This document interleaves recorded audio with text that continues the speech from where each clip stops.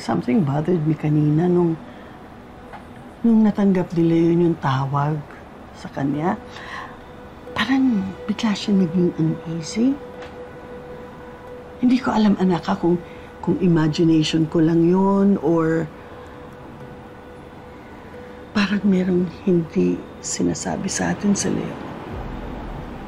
Ma, huwag mo nang intindihin yun. Siguro umiiwas lang yun si Leon kasi siyempre ayaw niyang masira yung magandang bonding natin.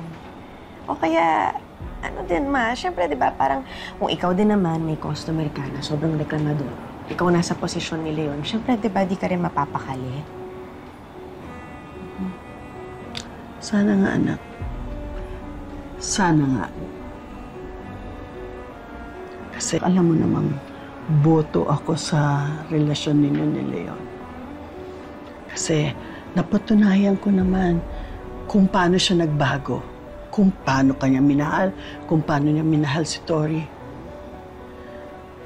Yun lang, I just can't help but wonder, gaano ba siya talaga kakilala?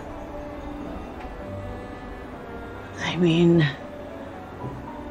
alam mo ba yung background niya? Sino ba si Leon? Anong buhay niya bago mo siyang nakilala sa kita? Siguro, anak, kailangan mong malaman yun. Importanteng malaman mo yun.